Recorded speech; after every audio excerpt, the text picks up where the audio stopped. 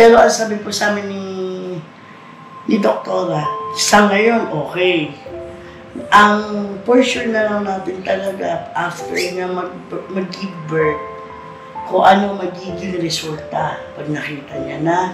Kasi may tendency na bumalik lahat ng sakit.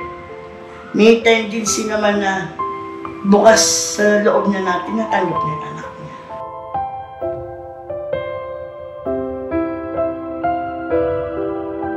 Sa akin lang kasi, Ate Monet, kumbaga parang inilalagay ko yung sarili ko sa'yo. Ang hirap magdesisyon. Kasi anak mo rin yun eh.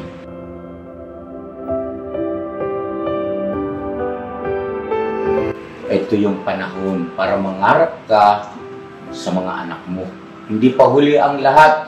Kung sa sarili natin ay nawala na tayo ng pag-asa at sabi nga ay parang na tayo nauupos sa kandila. Tingnan natin yung ating mga anak dahil tiyak doon ka makakakuha ng lakas. No? Inspirasyon para ka maging matapang at mangarap ulit harapin ang hamon ng buhay para sa ating mga anak.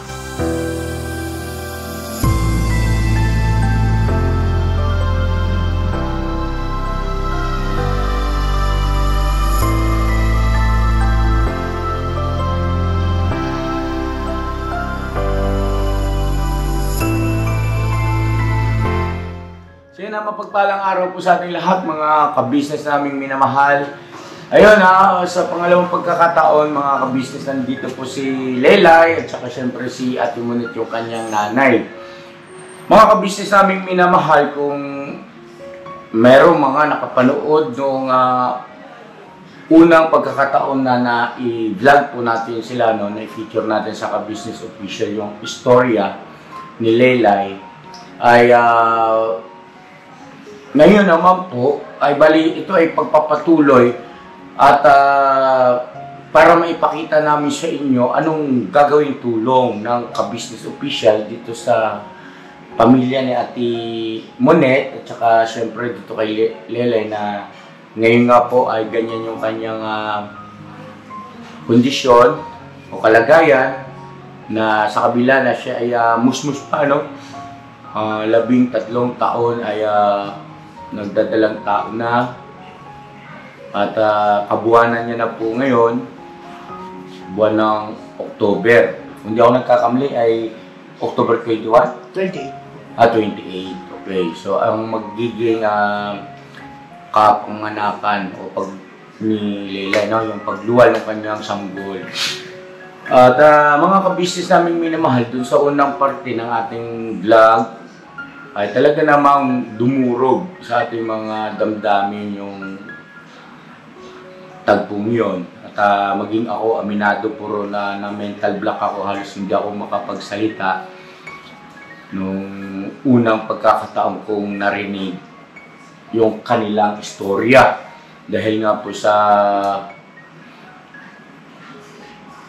hindi lang dahil sa wala pa akong na-encounter na ganitong pangyayari sa larangan ng aking pag-vlog o pagtulong sa ating mga kababayan. Bagaman alam ko naman na sa lipunan, hindi lang dito sa bansa natin ay may ganyang mga pangyayari. Pero yung bang mababasa mo, mapanood mo sa news, ay iba pala pagka talagang personal na makakaharap mo yung mismong tao na ganoon ang ganoon ang pinagdadaanan. Kaya kapansin-pansin doon, mga kabisnes namin minahal, halos hindi ako makapagsalita roon dahil sa naiisip ko yung nararamdaman ng isang nanay, si Ate Monet. Naiisip ko, umaring maging kayo, yung nararamdaman ni Lelay. At siyempre, tumatakbo yung ating isip, anong mangyayari? Di ho ba? Maaring ganun din kayo. Parang tinatanong nyo rin, ka-business, hindi kaya magkaroon ng problema ang magiging sanggol dahil sa magkapatid sila? Ay isa yan sa sa ipag-pray natin, huwag naman sana. No? Huwag naman sana. At siyempre, yung mga tanong nyo na dapat si Lelay ay may pakonsulta sa isang espesyalista para maalalayan, no? Counseling. At least alam ng pamilya kung ano yung gagawin at paano si Lelay masuportahan. Kasi kailangan ni Lelay yung pagmamahal, pagnawa, no? Pagpapalakas ng loob sa ganitong sitwasyon. Ngayon, nandito sila mga ka-business kasi binili ko ito kay Ate Monet na, Ate Monet, kung ikay may pagkakataon ay pumunta ka sa bahay para tayo ay makapag-usap ulit dahil sa marami kaming plano sa iyong pamilya para makatulong na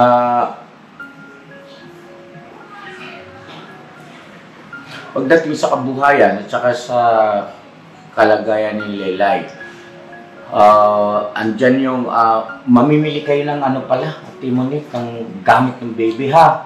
Kaya niya pa bang maglakad? Sasama ka ba na? Oh, dito ka na lang. Ngayon ka ng TV. Anong gusto mo palabas? Ano ba pinanonood nito? Minsan po yung mga vlogs niya na po pinapanood niya sa yung TikTok niya. Ganun na po. Nagbabalik tanaw lang po siya sa mga TikTok niya. Ayun movies. Nanonood ka ba? Cartoons. Anong bang paborito mo? Anime? Wala. Mga ka-business, kapansin-pansin, maring hindi klaro sa inyo yung aktwasyon o yung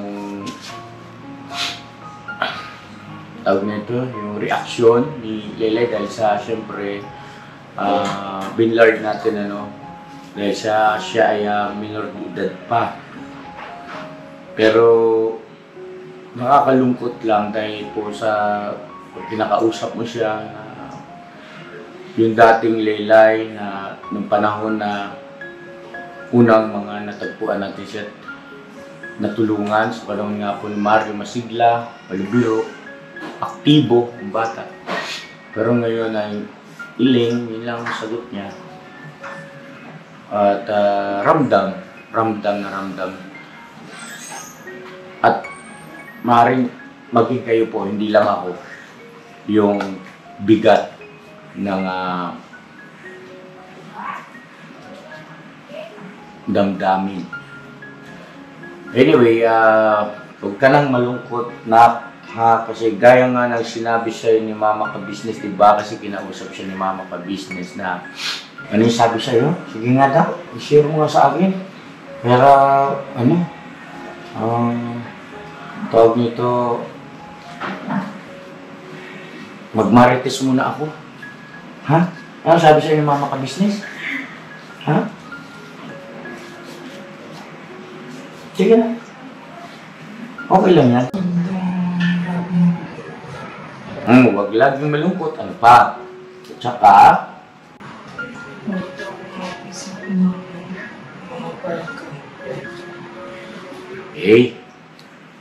yun at tsaka, ang sabi pa ni Mama Ka-Business na wala kang dapat alalahanin dahil sa hindi mo naman ginusto yung nangyari, di ba? At ikaw ay nalagay lang sa isang sitwasyon na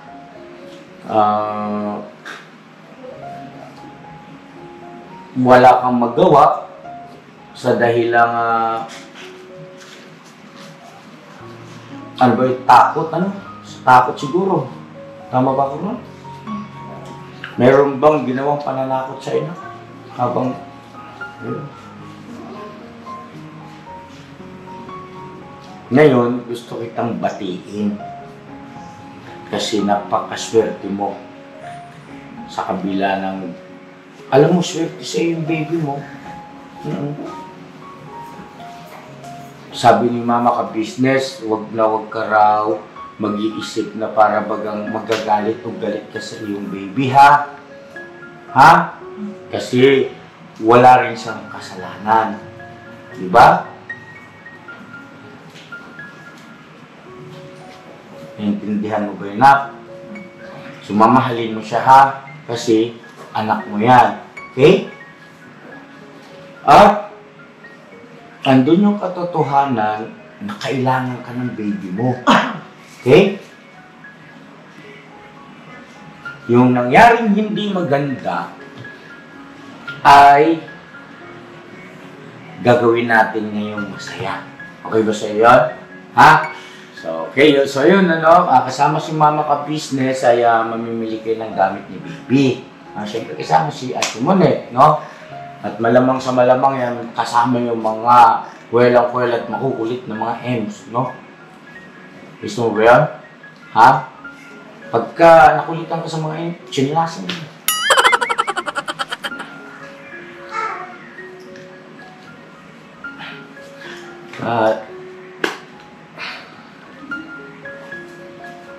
Pag tinitingnan ko siya sa mga mata niya, mga kabis, di mo maiwasan na ano eh. Pati ikaw talagang sakit. Kaya lang, hindi kasi po pwede na panatilihin natin sa ating puso yung sakit na nararamdaman natin o sama ng loob. Diba? Kasi unang-una, hindi yun makakabuti sa baby mo at saka sa'yo. Diba? So ngayon, makakaisipin mo papaka-business, ang hirap naman nun. Paano ko gagawin yun na hindi ko maramdaman yung sakit? Ito na nga yung aking sitwasyon.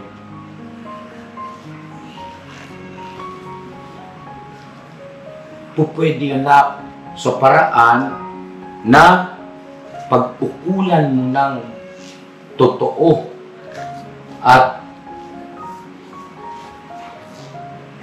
iba yung pagmamahal ang iyong baby. Gamitin mo siyang inspirasyon. Diba? No? Paano yun? Magiging inspirasyon mo ang iyong baby. Ibig sabihin, bilang nanay ka na, no? Bilang nanay ka na, ay gagawin mo lahat ng iyong magagawa para siya ay maalagaan. At nandito naman kami ni Mama Ka-Business, Ka-Business Family, para alalayan ka sa mga pangangailangan, no? O gastusin. Okay? Ha?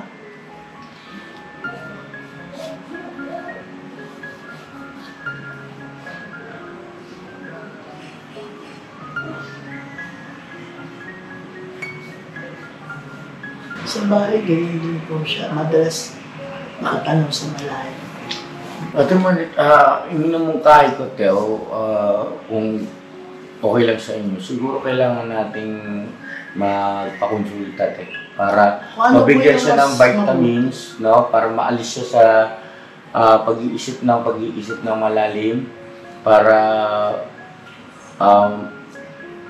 yung ganyan mga tagpo ay ma-divert niya sa ibang bagay na magkaroon siya ng interest, no? Diba, panonood ng TV, hindi kaya ay yung ibang bagay na maging libangan niya.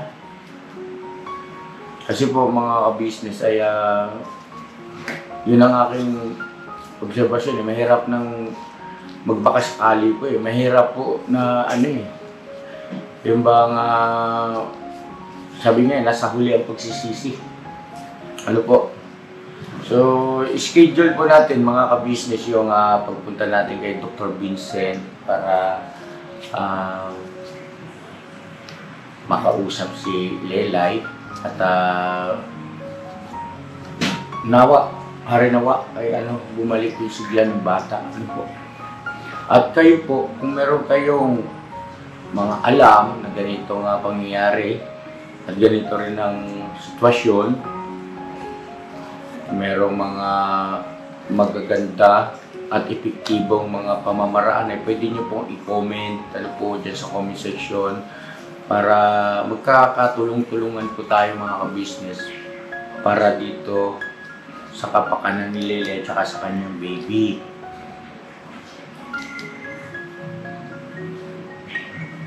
Nak, ano bang gusto mo?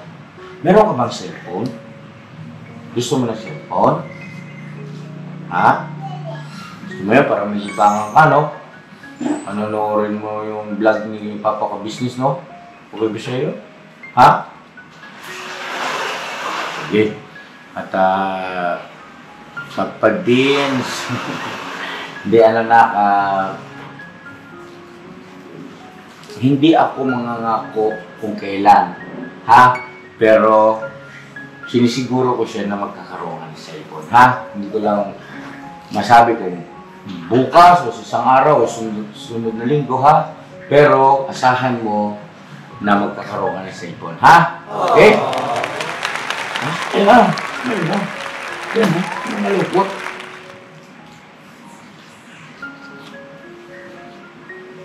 At isa pa, Timonet nga pala, meron akong nabasang komento doon sa mga ka-business natin, doon sa unang vlog natin na yung ganitong kondisyon ay pwedeng malaki ang chance na magkaroon ng after delivery, yung postpartum. No? So, nabasa ko rin po yung sa isang comment section na dapat daw ibigay yung bata, ilayo na lang sa kanya. Siguro dyan sa part po na yun, sa pagmamahal namin ng mga kapatid niya, kami, hindi naman po siguro aabot na para saktan ni Lele yung anak niya. Kasi po may mga bagay din po siya, nagtatanong din siya, Mama, paano yung gagawin ko? Mahal mo ba baby mo na? Ha? Mahal mo siya? Ingatan mo mabuti siya, mahalin mo ha? Well, anyway, yung binabanggit mo ating Monit ay maaari siguro mga obserbasyon ng ating mga ibang viewers, no? Kaya sila nakapag-komento ng ganon. At hindi rin naman natin pwedeng baliwalain yun. Kasi may posibilidad. Pwede po, talaga po nasabi na rin po yan nung nag-counseling kami. Na hindi natin alam kung ngayon siguro ayaw nga niya. Kasi from the start na po nung nalaman ko yan, inopen ko na po sa kanya. Gusto mo ba, ibibigay ko na lang kay Kuya yung pinsan ko, yung baby mo. Hindi po, kikip ko siya. Pero ang sabi po sa amin ni Doktora, sa ngayon, okay. Ang portion na lang natin talaga after niya mag-give birth, kung ano magiging resulta pag nakita niya na. Kasi may tendency na bumalik lahat ng sakit. May tendency naman na bukas sa loob na natin natanggap na yung anak niya. Kaya normal niyan magiging sitwasyon. Medyo hindi tayo stable dahil sa edad niya.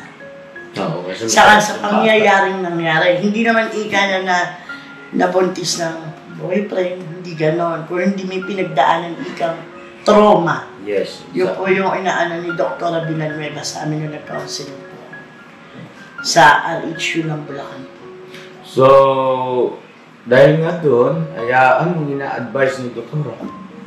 Ano lang po, basta pagka po nasa bahay, kausapin, maglibang, yun po parating paglakarin mo, bayaan mo lang siya para hindi siya mahiya sa tao.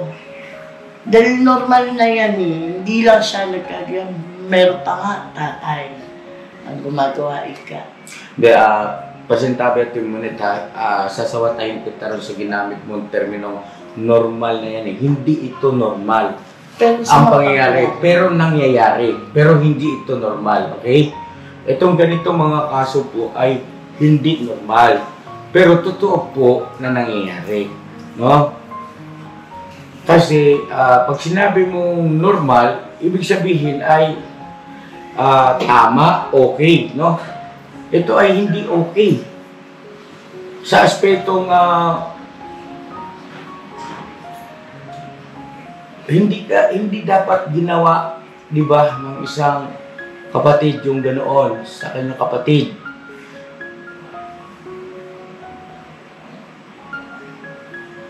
Unang-una, kaya siyempre, hindi lamang sa batas ng tao, labag, kundi higit sa lahat, labag yan sa batas ng Diyos dahil tayo ay nasasaklaw sa panahong Kristiyano. Totoo naman na nung unang mga panahon, sa panahon ng mga mga unang lingkod ng Panginoon Diyos, kaya pinahintulot na kahit kayo ay magkapatid ay pwedeng maging mag-asawa. No? Pero sa panahong Kristiyano ay ipinagbabawal yan. Hindi na ipinahintulot po yan. So, anyway,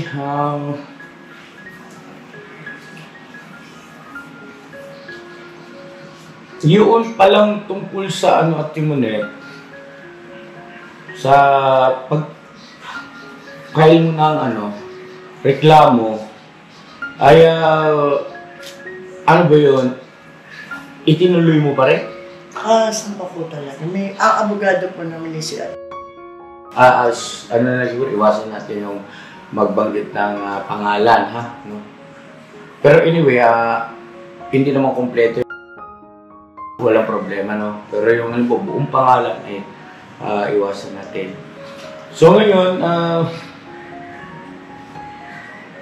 mayroong mga viewers tayo, mga ka-business na nagko-komento na tama, di umano, yung naging pasya para mabigyan ng katarungan, yung nangyari kay Leilay, at para hindi makonsinti, no? O itolerate yung ganoong ginawa ng kanyang kapatid. At sa akin lang kasi, Ate Monet, kumbaga parang inilalagay ko yung sarili ko sa'yo. Ang hirap magdesisyon. Kasi anak mo rin yun eh. Totoo naman po. Pero siguro, patuloy ko na lang din po. Matagal na panahon binasag na lahat. Katahimikan din. Kasi meron din po nangyayari nung nasa shelter po sila. Na-open up po ng mga social worker po. Na may ginawa sa amin na talaga yung kuya niya. The beginning pa lang po nung magkakasama pa po sila bago sila mapunta kay Mami. Ay may president na pong nangyari. Na sinabi sa akin ng social worker, sa isip ko naman, baka naman ako, ginawa-gawa lang. Oo. Pero ngayon napagtanto ko yung pagkakasabi na yun, bakit hindi ako umaksyon? Bakit pinagsawalang bahala ko? Bakit kung kailan huli sa ako nag-desisyon? Kasi wala po sa inagap ko talaga na gagawin niya eh. Nakita ko po kasi naman na parang okay silang lahat, normal yung kilos. Meron na palang ganun po nangyayari na bata pa lang talaga sila. No, inopen niya lahat ng nangyari sa kanila ng kapatid niya po, ni Martha. Pinagdaanan nila. Iba naman yun. Hindi si Leila yun. Yung kasama niya pong bata maliit, pareho po sila. Bali po ang naging kaso, isa sa... May tanong ba akong isa? Yung promo code active pa yun, no? Yes, it's active po. Hanggang kailan ba yung promo code ni Papa Dins TV? The promo code po will be lifetime na. Ay, lifetime!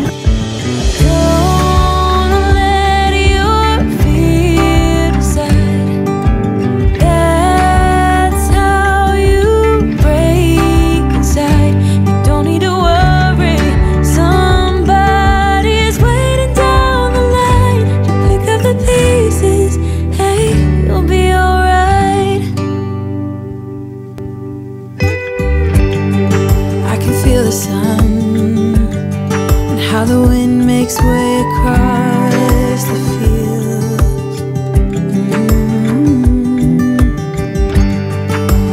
take a breath. So yung mga galing abroad po, it's still effective po kahit next year or the following years po. Grabe naman talaga. Someone said it's better when you hold on to a helping hand sometimes. Gamit tayo ng gamit tayo ng ibang terms, no? Katulad nung kasi medyo maselan siya at hindi ina-accept ni YouTube, no? Yung mga terminologies na So, halimbawa,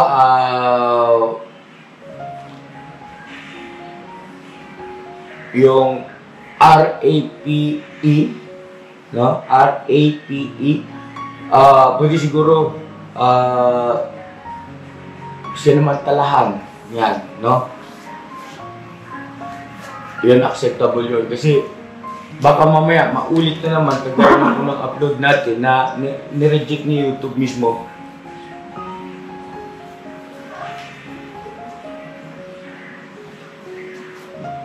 Anyway, mga ka-business namin minamahal,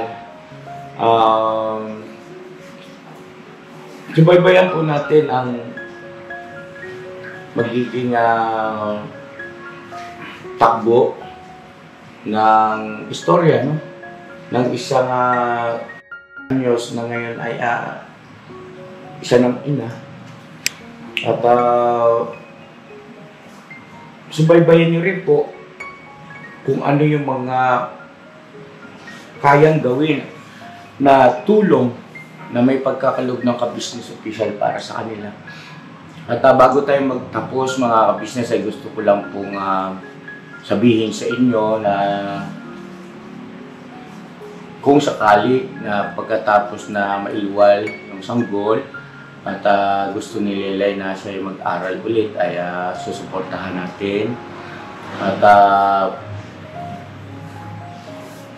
kung halimbawa naman na gusto niya na siya ang talagang mismong hands-on pag-aalaga dun sa kanyang baby, ay pwede rin siguro tayong makatulong sa pamamagitan ng pangkabuhayan, no?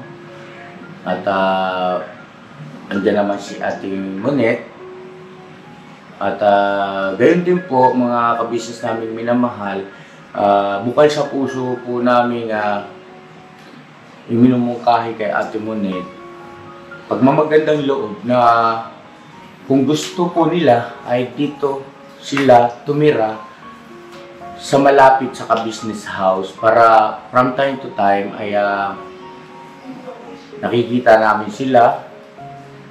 At alam naman natin, nakita natin ang sitwasyon ng Ate Monet, single parent at maraming mga anak. Ilan lahat sila, Ate Monet? Ang nasa akin po ngayon, 6. 6 ang kanyang... Lahat yung anak mo? 6 po sila magkakapatid. Ilan ang tatay pasintabi? 2. So bali 3, tama? Hindi po, 2. Yung 6 po dun sa papa nila, yung pong kuya nila, 1 lang po yun dun sa kasal po ako. Okay. Kasi parehas patay na? Yung isa po nag-asawa na. Yung papa po nila ang namatay.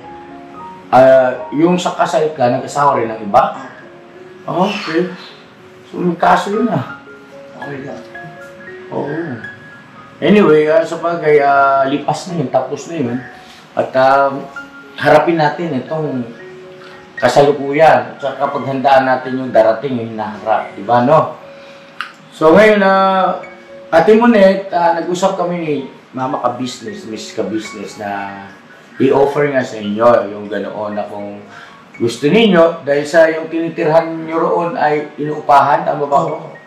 Ay dito na lang sa malapit sa Ka-Business House, maghanap din tayo ng mga upahan. At mas maganda sana yung pwede ng tirahan, at the same time ay pwedeng gawing hanap buhay yung sa harapan. Magtulong-tulong, total meron naman ng medyo malalaki ng mga anak. Di ba? At siguro turuan na lang at ipaunawa sa kanila na kailangan nyo talagang magtulungan. Opo, kasi po yung 2 kuya niya, si Kiko po, naghahanap buhay po. May trabaho, ilang taon na ba yun? Ano po, 16 sa 17. Mas pinili po nila ngayong magtrabaho kasi nga po, ayaw nila ako bumalik muna po magtrabaho. Oo, umaayos Inaano sana. muna po nila yung dalawang batang babae. Ako na lang, sila na lang daw bahala, mag-aati daw po sila sa Gastusin. O, tama yun. At kaya lang, naikompormisyon pag-aaral ng mga bata. Opo. Kasi po si Nenot nasa Apalit, Pampanga po, iitik. Okay. So ngayon ganito, papayag ba kayo? Kung Sa ano akin inyo? po, kung ako po tatanungin, okay lang po kasi masyado na rin po ano yung... Para ibang environment. Para ibang environment ba? Masyado ano na po lahat ng tao. Ay, ikaw pala yung ano. Bakit ginawa yun ng ano mo? Maraming tanong na. Oh. Parang gumugulo po sa isip niya na pagka tinatanong siya, nakatulala naman siya. Sa palagay kasi namin, no, ay isa yun na maaring makatulong sa kondisyon ni Lelay. Ibang environment, ibang mga kahalubilo, di ba? Okay. Kasi nabanggit mo sa akin na parang nagiging tampulan ng tuksuhan. Oo, napag-uusapan talaga. Kaya minsan po hindi siya lumalabas sa Yes. bahay. So, ayun at sige, magpapahanap tayo sa mga kagwang, tulong sa mga kagwang para makahanap ng mga upahan. At huwag kong mag-alala kasi hanggat hindi nyo pa kaya, susuportahan muna namin kayo. Pero kapag halimbawa ng mga kaya na, ibig ko sabihin, magtulungan tayo, no? Wag naman sana na ika nga ay isipin ng ating mga viewers na para bagang lahat ay sasagutin ng ka-business official, ano? Hindi po. Kasi pagka ganoon ay parang hindi na natin sila binigyan ng pagkakataon na gamitin nila yung sarili nilang mga kakayahan para maghanap buhay, no? Mali naman po yun, no? Ay sa amin ay pagtulong, alalay, at hanggang sila ay mapaigihan na po. At saka itong, kasi Mrs. Ka-Business kasi naging emosyonal dito sa bata.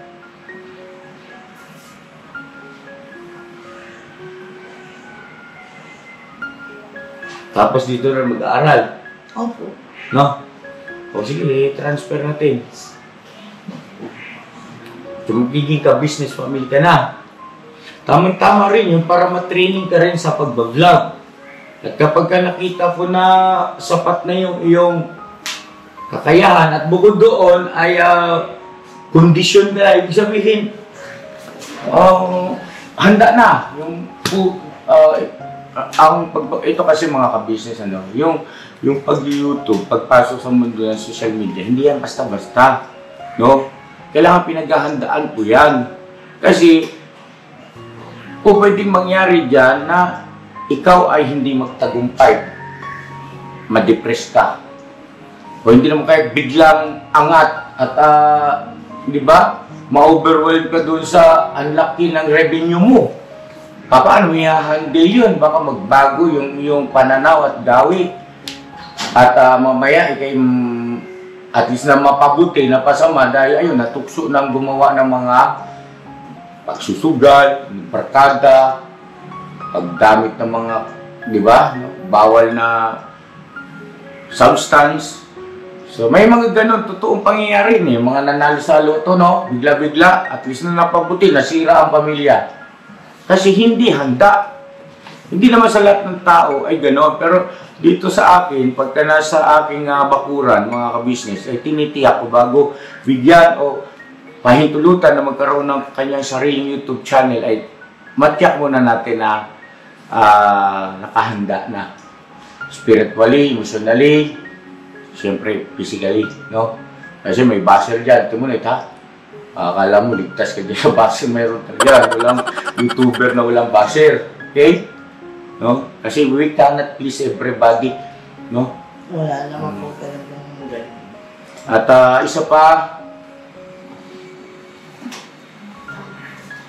Ate Monique, masintabi, mawalang galang. Kasi matanong ko lang, anong educational background mo? Kasi napansin ko, mga ka-business, yung kanyang mga terminologies at saka yung pag-pronounce ng mga salita, Second year college po, mass communication. sabi ko na, Major in nakapag-college. journalism. Oo, kasi yung dating ng kanyang pagsasalita po, yung mga business, napansin ko may pinag-aralan si Ate Monet, no? Kapag kolehiyo siya, second year, Opo. major in. Ano po, journalism. Best mas Ba't ka umiiyak? na marami lang po sinayang na pagkakataon. Kaya, huwag kang papayag mangyari yun sa mga anak mo. Kung ikaw, pagod ka nang mangarap sa sarili mo, ito yung panahon para mangarap ka sa mga anak mo. Hindi pa huli ang lahat. Kung sa sarili natin ay nawala na tayo ng pag-asa at sabi nga ay parang na tayo nauupos sa kandila, tingnan natin yung ating mga anak dahil tiyak doon ka makakakuha ng lakas, no? Inspirasyon para ka maging matapang at mangarap ulit, harapin ang hamon ng buhay para sa ating mga anak. Natin mo na ito. Higit sa lahat, siyempre, yung tulong at patnubay ng ating Panginoon Diyos. Huwag mawawala yung pangunahin. At mga kabisnes, pasensya na tingin ako ng tingin sa relo kasi meron kasi akong kompromiso at hindi ko naman din mapapayagan na nandito sila, ako nagpapunta, tapos hindi ko ma-entertain at batay sa aming napag-usapan. So yun, Ate Monet, yung aking mga nabanggit kanina, yun ay bukal sa puso namin ni Ate Kabisnes mo, ha? At umaasa kami na ito ay paraan ng Panginoon Diyos at kami ay kasangkapan lang. At sana hindi na masayang. Ano? Sana maging matalino tayo sa parang, siyempre, ang totoong taong matalino kasi ay sumusunod ng tapat sa kalooban ng ating Panginoon Diyos, yung totoong matalino. Kasi tiyak na ikaw ay mapapabuti. Diba na? Tumulit, no? So, yun ang mga kabisnes namin minamahal. Salamat na marami po ulit. At pasamantala, ito muna po yung ating update sa istorya ng isang batang ina, no? 3 anyos at siyempre ni Ate Monet. At pakiabangan nyo po yung mga nabanggit ko rin kanina na bibili ng gamit para sa baby, ay ibablog din po natin yon. Baga, tulong-tulong tayo mga business, yung inyong panonood ay malaking bagay pa para marami pa tayong mga kababayan, mga katulad nila na nangangailangan ng tulong, ay tulungan natin sa abot ng ating makakaya. Ano po? Magpakasangkapan tayo sa ating Panginoon Diyos para makapagbigay tayo sa Kanya ng kasiyahan. So, yun na, God bless sa ating lahat. At last na lang, Ate Monet, anong gusto mong sabihin sa mga nanay, sa mga magulang na nanonood at magsilbing aral sa marami at gawing positibo itong nangyaring negatibo? Para po sa akin kasi lagi na lang po natin iisipin kung tayo mawawalan po ng lakas ng loob, saan pa sila kukuha ng lakas ng loob kung tayo manghihina. Aral po sana, yung nangyayari po sa amin, na kung tayo nalilibang sa paghahanap buhay, parang lalo natin mapaganda ang buhay ng mga anak natin. Huwag din natin iwawala sa ating mata mga anak natin babae. Lalo kung naiiwan lang di sila sa bahay na sila-sila lang. Yun lang po ang aking sasabihin na lagi natin tatandaan. Bantayan po natin maigi ang mga anak natin babae. Salamat po.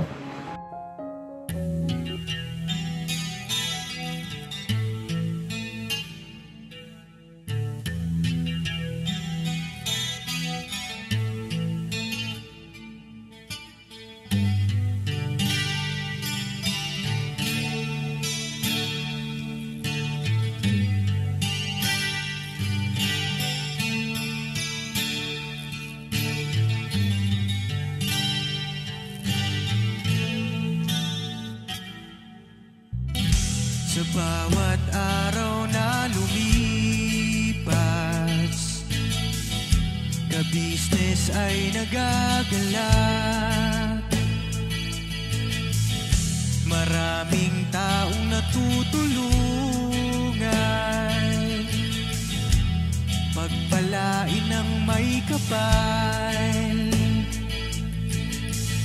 Sa bawat araw nagdaan,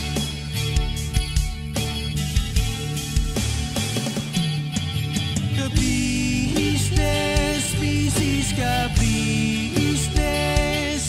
Papa Dio, Steve, mahal kayo ng marami. Ang tuwa nila'y walang mapagsidlan. Noong kami niyong natagpuan,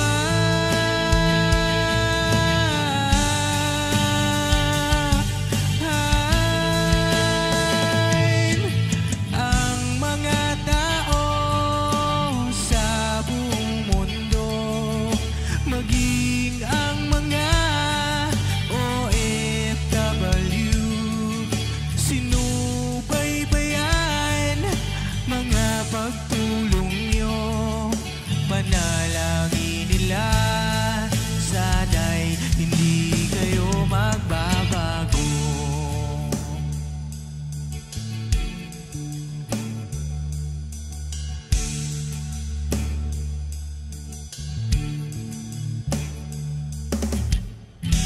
Papa din Stevie naman, scholarship ay nasimula sa mga nais mag-aral. Pag-aaral ay pahalagahan upang kayo'y magtagumpay.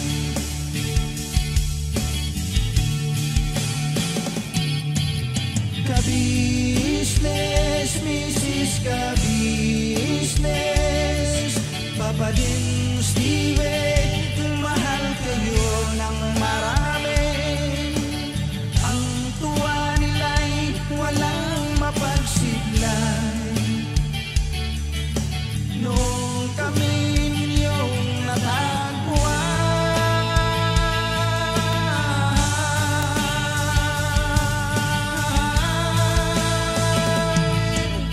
ang mga tao sa buong mundo, maging ang mga OFW, sinubaybayan mga pagtulong nyo.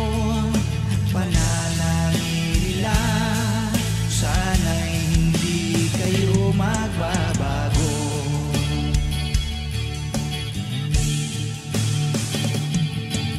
Sponsors at subscribers naming minamahal, walang sawa kami sa inyo'y magpasalamat.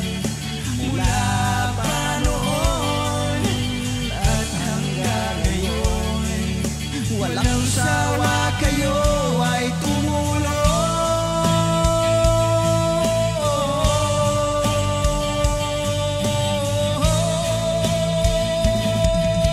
Ang mga tao sa buong mundo, maging ang mga OFW, sinubaybayan mga pagtulong nyo.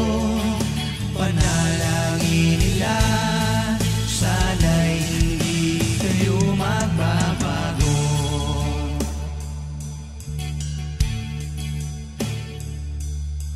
Panalangin nila, sana'y hindi kayo magbabago.